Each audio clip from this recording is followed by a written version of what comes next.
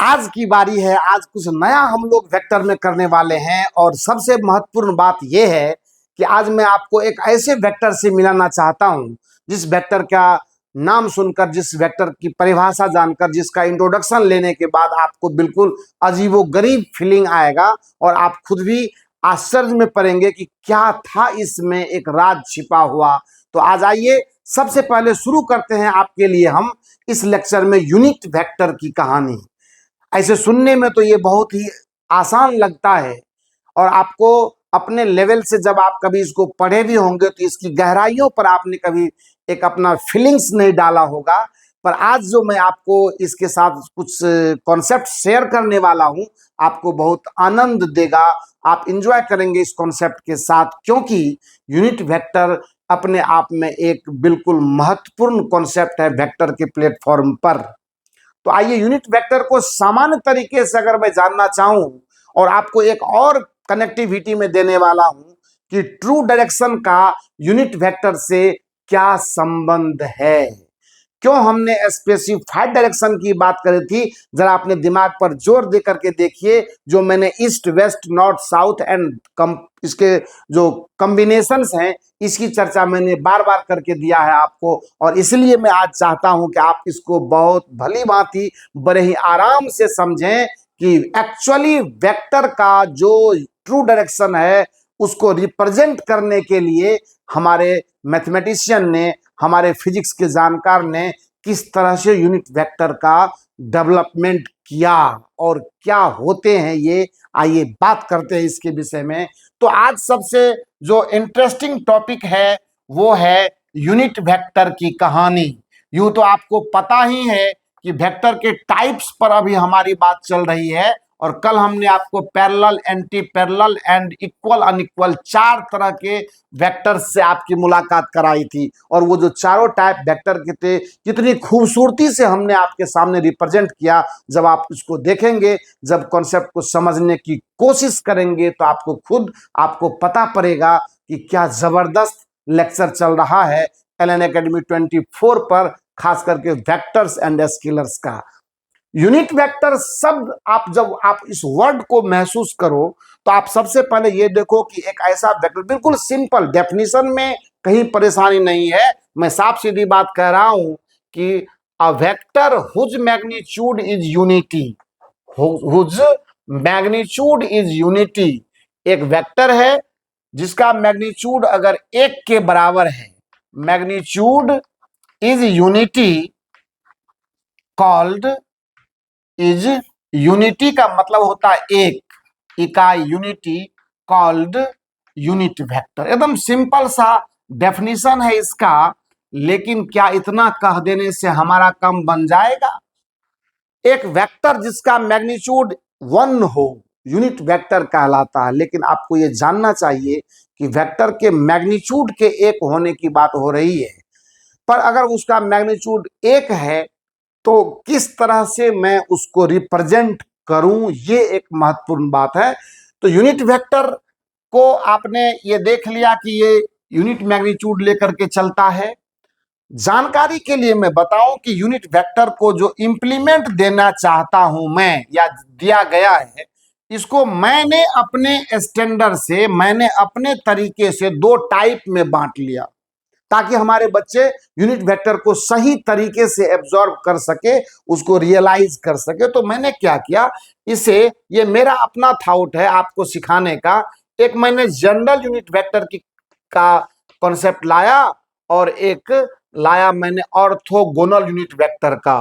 तो general unit vector and there after we have orthogonal unit vector. So ये 2 तरह के यूनिट वेक्टर हमने लाए हैं, जहां मैं ये कहता हूं कि जनरल यूनिट वेक्टर जो होता है वो किसी भी नॉन यूनिट, मतलब क्या बोलते हैं उसको, कि जिस वेक्टर का मैग्नीट्यूड 1 से अधिक हो, जिसका मैग्नीट्यूड मोर देन 1 है, ऐसे किसी भी वेक्टर के डायरेक्शन में मैं जनरल यूनिट वेक्टर को डेवलप कर सकता हूं।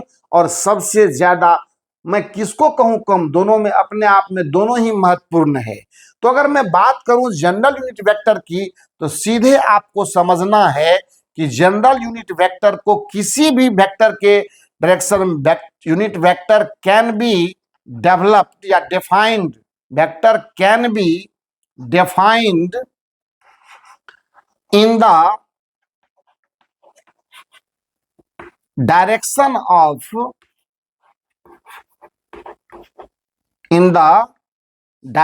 of can be defined in the direction of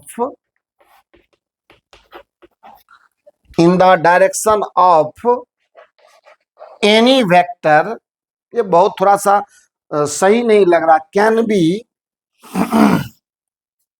defined in the direction of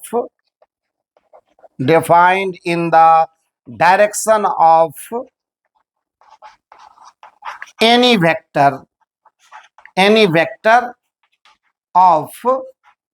vector of non-zero magnitude,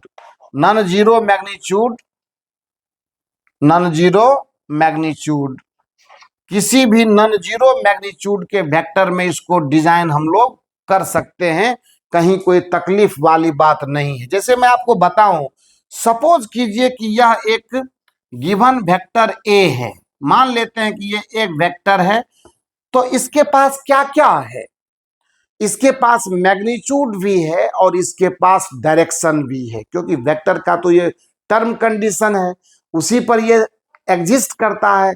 magnitude में डायरेक्शन एसोसिएट रहेगा। मैं ये मानता हूं कि यहां से लेकर यहां तक इसका मैग्नीट्यूड ए के बराबर है। तो अगर ये हमारा ए वेक्टर है तो इसके पास में इसका मैग्नीट्यूड है और साथ में ये एरो के रूप में डायरेक्शन है। दोनों जब एक साथ एसोसिएट हुआ है तो ये ए वेक्टर बन करके तैयार हुआ। अब मैं क्या चाहता हूं, जरा यहां गंभीरता से समझना है कि मैं इस वेक्टर के डायरेक्शन में यूनिट वेक्टर की तलाश करना चाहता हूं। तो मैं क्या करूं, तो रूल है इसका, देन एक तरह से फॉर्मूला है, आपको इसको मैं डिक्लेयर करके बताऊंगा। Then unit vector in the direction of A vector, vector in the direction of A vector अगर लाना होगा हमें, in the direction of A vector को लिखा जाता है ए कैप के तरह। ये कैप है, ए के ऊपर टोपी लगा दिया, तो ये कैप लगा देने का मतलब होता है ये लंबा सा लाइन, कि if we give the symbol A cap then it's meaning is unit vector in the direction of A vector.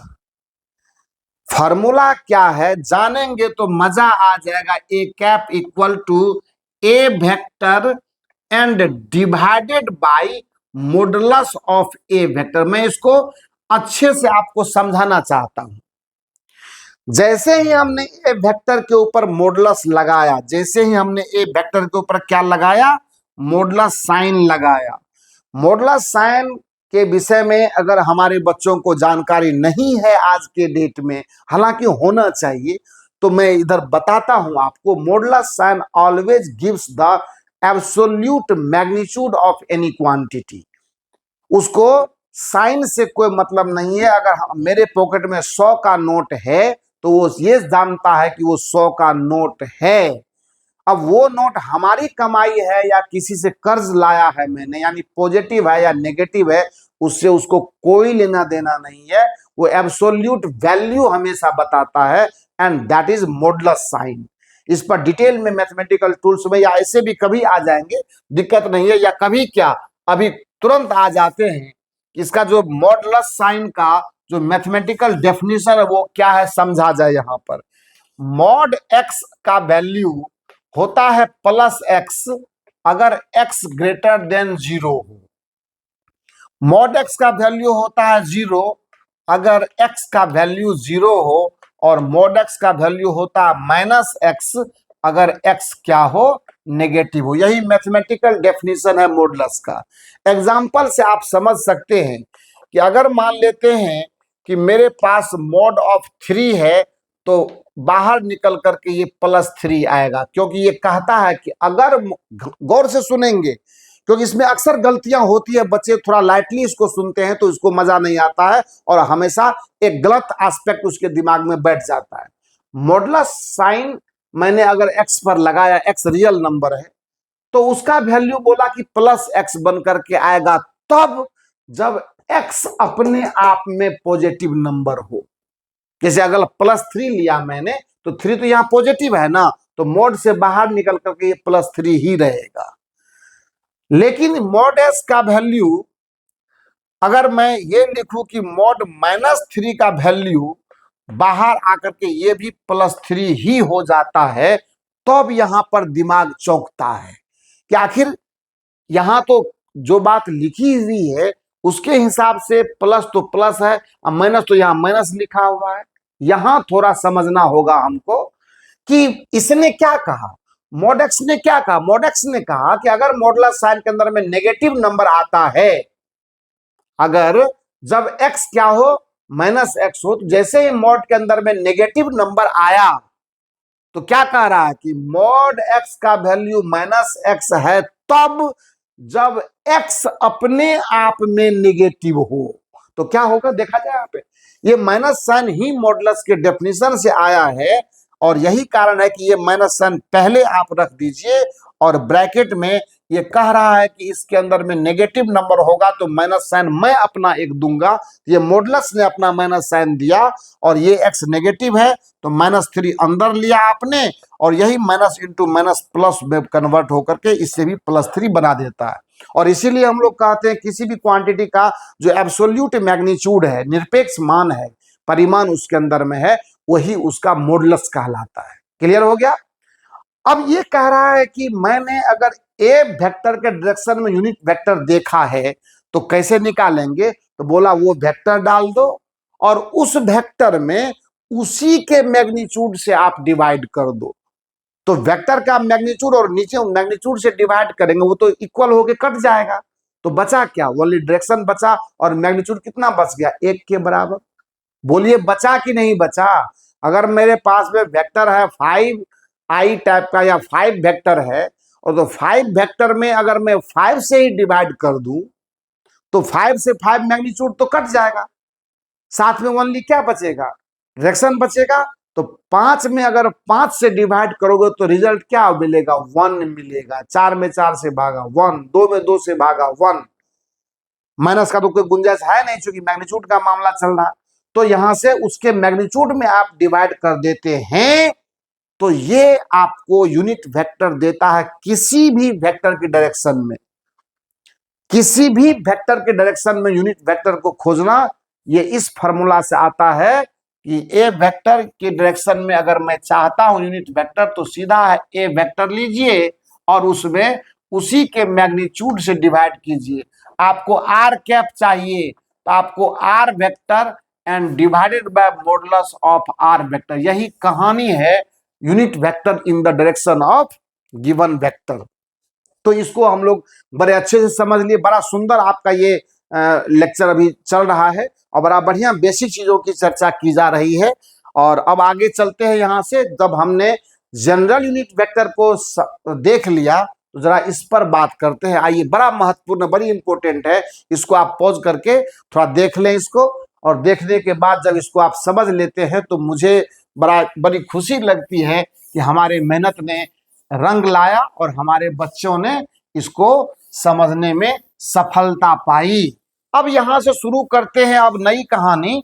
जो ऑर्थोगोनल यूनिट वेक्टर है ये क्या होता है भाई, जरा इस पर जो है हम एक बार अपनी नजर डाल करके देखते हैं।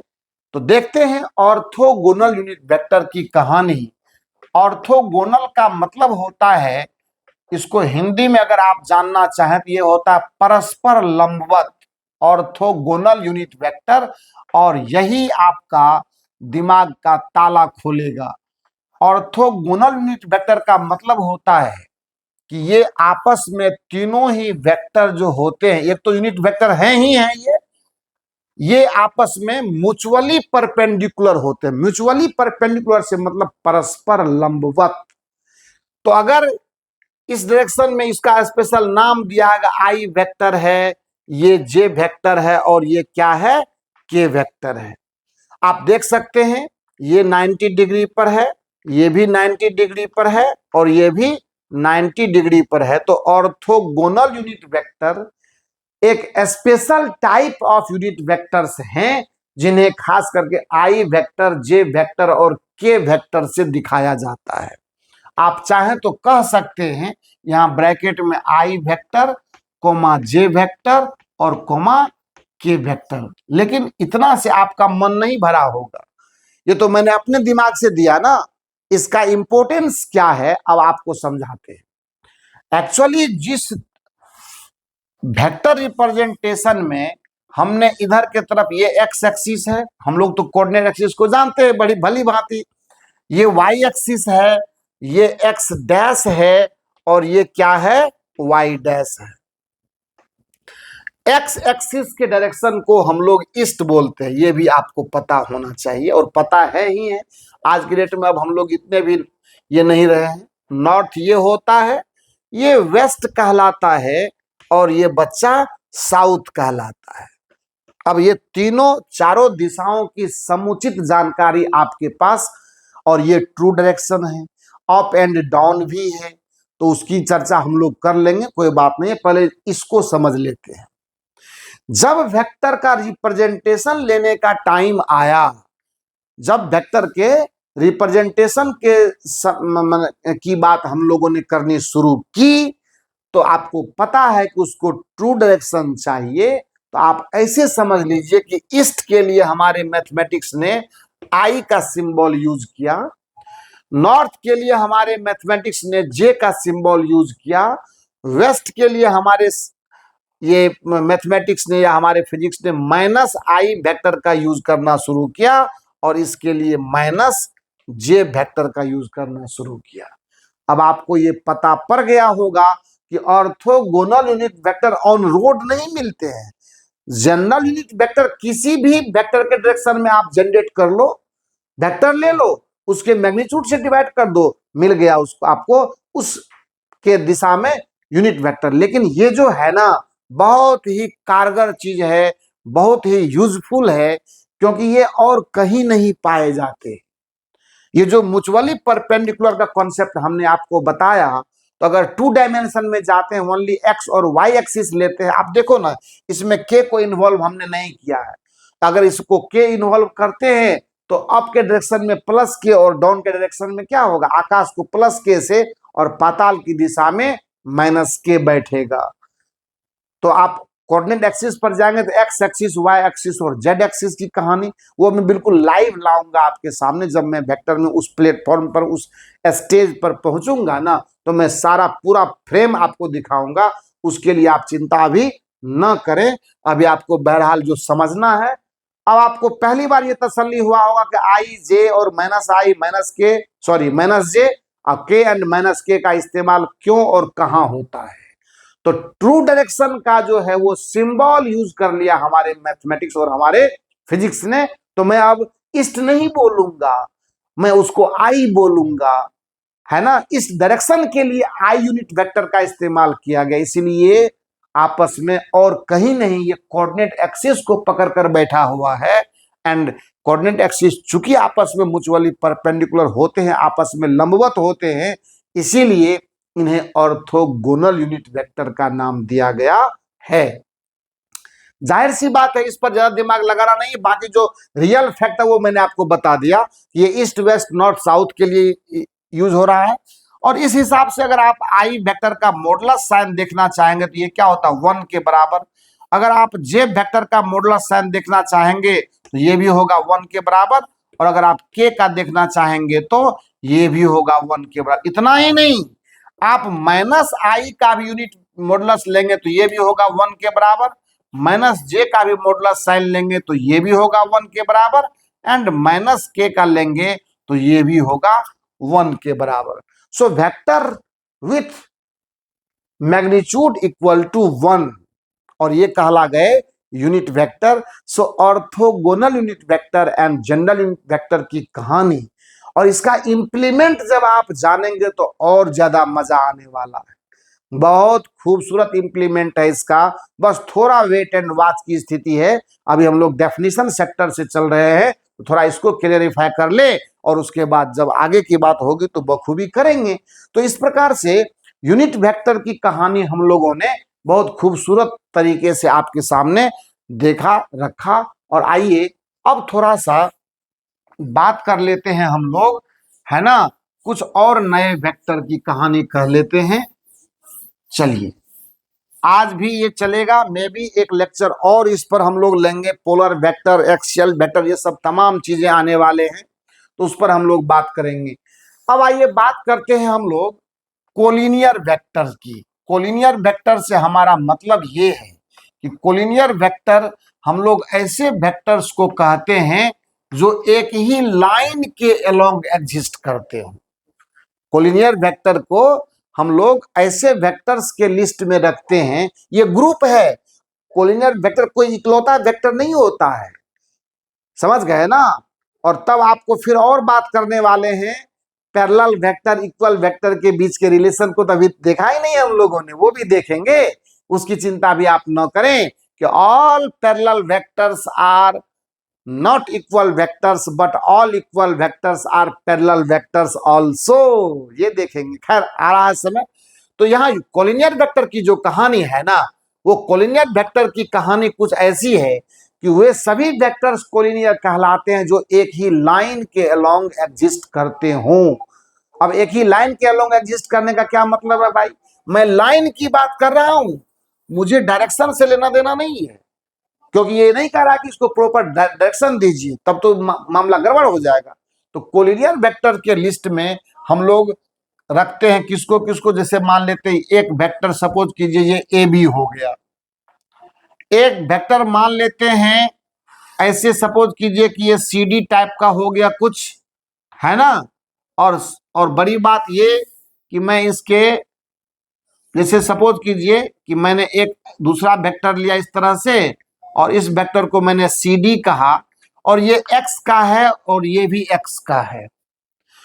एक वेक्टर मैंने कुछ इस तरह का लिया जो इस डायरेक्शन में है, जो एम एन है, मान लेते हैं एम एन है।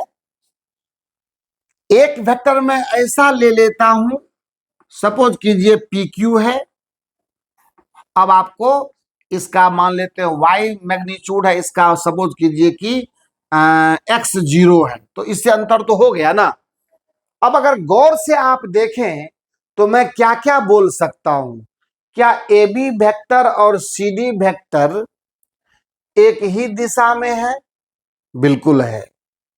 क्या ए बी वेक्टर और सी डी वेक्टर का मैग्नीट्यूड सेम है? बिल्कुल है। ये भी एक्स और ये भी एक्स है, तो ये दोनों क्या हो गए? इक्वल वेक्टर हो गए, ठीक है। और ये यही नहीं, अगर मैं यहां पर कोई वेक्टर ऐसा लेता हूं जो मैं इस तरह से बोलूं आपको, मैं एक वेक्टर लेता हूं सी डैश और डी डैश, और ये भी एक्स लेता हूं, तो आप ध्यान से सुनेंगे कि A B vector, C D vector और C dash E dash vector, ये सभी वेक्टर जो है आपस में इक्वल वेक्टर भी कहला सकते हैं। क्योंकि इक्वल वेक्टर में ये ऐसा कहीं नहीं लिखा हुआ है वो एक ही लाइन पर हो, एक लाइन के अलोंग हो सकता है, ऊपर नीचे हो सकता है, जैसा कि मैंने डायग्राम में भी करके आपको दिखाया था इक्वल वेक्टर में। सो वेक्टर की खूबसूरती यही तो है। तो ये देखिए इक्वल वेक्टर्स हो गए। अगर आप ध्यान से देखें तो इस वेक्टर को देखें, सी डी वेक्टर को और एम एन वेक्टर को, ये दोनों एंटी पैरेलल वेक्टर है। इसका मैग्नीट्यूड वाई है, इसका एक्स है, ये दोनों एंटी पैरेलल वेक्टर है। बिल्कुल सही बात है। और अब आप इसको देखें तो ये वेक्टर अगर सीडी से इसका कंपैरिजन करें तो ये पैरेलल वेक्टर है। यानी कहने का मतलब, और ये सभी कोलिनियर हैं, यानी अपन के पास पैरेलल वेक्टर, बस ये समझने वाला है, parallel vectors comma equal vectors, anti parallel vectors, ये कंबाइंड रूप से एंटी पैरेलल वेक्टर्स, ये कंबाइंड रूप से आर कोलिनियर वेक्टर्स। इसीलिए कोलिनियर वेक्टर का मतलब जिसके लाइन कॉमन हो जिनके लाइन, वेक्टर्स। सो कोलिनियर वेक्टर के लिस्ट में ये तीनों वेक्टर्स आते हैं, पैरेलल वेक्टर, इक्वल वेक्टर और एंटी पैरेलल वेक्टर्स। अब अगर ध्यान से समझें कि इक्वल वेक्टर और पैरेलल वेक्टर की क्या खूबसूरती है, equal vectors and parallel vectors, मैं ये अलग से अपने अकाउंट से दे रहा हूं आपको, एंड पैरेलल वेक्टर्स। तो अगर ध्यान से देखा जाए तो पैरेलल वेक्टर्स और इक्वल वेक्टर्स की सबसे बड़ी ब्यूटी ये है कि सारे इक्वल वेक्टर पैरेलल वेक्टर होते हैं, पर सभी पैरेलल वेक्टर इक्वल वेक्टर नहीं हो सकते। तो ये कहना होगा कि all equal vectors are parallel, equal vectors are also parallel vectors, but all parallel vectors are not equal. Parallel vectors are not equal. ये एकदम एक तरह से समझ के रखने वाला चीज है। इसीलिए देखिए, जो बेसिक फिजिक्स है ना, ये सिखाना और ये सीखना इतना आसान नहीं है। अगर आपको फिजिक्स बहुत आसान अभी लग रहा है तो ये हमारी खूबसूरती है कि हमने उस बेस पर जाकर के आपके लिए मेहनत करा है, और मेहनत करने का ही ये रिजल्ट है कि आपको ये चीजें बिल्कुल आसान दिख रही हैं। इसके बाद चीजें आती है कोप्लेनर वेक्टर्स की। ये मात्र समझना है कि कोप्लेनर वेक्टर किसको कहते हैं। ये सब चीजों का डेफिनेशन लिखना जरूरी नहीं है। कोप्लेनर वेक्टर्स का मतलब होता है, कोप्लेनर है, को इनिशियल, ये छोटी छोटी बातें हैं, पर एक और भी इंपॉर्टेंट वेक्टर जिसकी चर्चा हम लोग करने वाले हैं, वे 3 or more vectors are said to be coplanar if they all existing in the same plane। देखिए, 2 वेक्टर्स तो हमेशा कोप्लेनर होते हैं। 2 वेक्टर जो होते हैं ना, 2 वेक्टर्स आर ऑलवेज कोप्लेनर। इसमें डेफिनेशन इसीलिए 3 वेक्टर्स से लिया जाता है। 2 वेक्टर्स में कोई कहानी नहीं है, इसीलिए कहते हैं ऑल आर ऑलवेज कोप्लेनर। दस 3 वेक्टर्स, 3 और मोर वेक्टर्स, 3 और मोर vectors if lying in the same plane, lying in the same plane, then they are coplanar, then they are coplanar. बस आज इससे ज्यादा मैं कुछ नहीं सिखाने वाला हूं, क्योंकि आज के लेक्चर में बहुत तगड़ी चीज सीखी है हम लोगों ने, कोलिनियर वेक्टर को और यूनिट वेक्टर को। सबसे बेहतरीन हम लोगों ने वही चीज सीखा है कि यूनिट वेक्टर और कोलिनियर वेक्टर जो हमारा थीम है, जो मेन वेक्टर है हमारा, तो उसको हम लोगों ने बहुत खूबसूरती के आज के साथ चर्चा किया, और साथ में एक ये भी नोट्स जानने की कोशिश की कि सभी इक्वल वेक्टर तो पैरेलल होते हैं, पर सभी पैरेलल वेक्टर इक्वल नहीं हो सकते। कोलिनियर वेक्टर में हम लोगों ने शामिल किया है पैरेलल वेक्टर को, इक्वल वेक्टर को और एंटी पैरेलल वेक्टर को। याद रखिएगा, अनइक्वल वेक्टर को इस लिस्ट में कभी शामिल हम लोग नहीं कर सकते। आई बात समझ में? हाँ, पैरेलल वेक्टर को कभी कभी अनइक्वल वेक्टर हम लोग कभी कभी क्या, उसको खूब खुशी के साथ हम लोग अनइक्वल वेक्टर भी कह सकते हैं, पर ओवरऑल कि सिर्फ वही अनइक्वल हो सकता है ये जरूरी नहीं है। वो आप अनइक्वल वेक्टर के तीनों फॉर्मेट को मैंने अलग अलग करके आपके सामने लाया, और अगर आप कोशिश करेंगे समझने की तो बड़ी ही आसानी से आपको चीजें समझ में आएंगी। इसीलिए आप हमेशा इस बात का ख्याल रखें, ध्यान रखें कि मेहनत करने से ही लोग आगे बढ़ते हैं, और सफलताएं उन्हीं के कदम चूमती है जो सच्ची ईमानदारी के साथ सही समय पर और सही दिशा में मेहनत करते हैं। बोया पैर बबूल का तो आम कहां से हुए, नहीं होगा ना। आप अगर मेहनत करने से कोई कहता है कि हम रिजल्ट ले लेंगे, हम इंजीनियर बन जाएंगे, हम मेडिकल क्वालिफाई कर जाएंगे, भाई मेहनत करूं किस पर? क्या पढ़ूं, कब पढ़ूं और कितना पढ़ूं, हमारे मेहनत करने की सही दिशा क्या होनी चाहिए, एक प्रॉपर जो गाइडलाइन है उसकी भी आवश्यकता है। क्या पढ़ें और कितना पढ़ें, कब पढ़ें, कब तक पढ़ें, तो ये जरूरी है। और इसी के लिए आपको हमारे साथ लगातार जुड़े रहना है और लगातार जुड़ करके सब्जेक्ट पढ़िए और अपने सबसे महत्वपूर्ण सब्जेक्ट को हमारे साथ मिल करके इजी बनाइए और सफल होने में ये आपको हमेशा हेल्प करेगा। तो आज इस लेक्चर को यहीं पर हम लोग एंड करते हैं, क्योंकि छोटी छोटी स्लॉट लेकर के काम करना है। आ रहा है थोड़ा सा टाइप ऑफ वेक्टर से निकल करके उसके बाद वेक्टर अलजेब्रा में एंट्री करेंगे, एंगल बिटवीन टू वेक्टर्स की कहानी समझेंगे कि सिंपल एंगल जो होता है उसमें और वेक्टर्स के बीच के एंगल के बीच में क्या डिफरेंस है। बहुत ही खूबसूरती के साथ समझेंगे इसको, थोड़ा इंतजार करना है नेक्स्ट वीडियो के लिए। Thank you so much.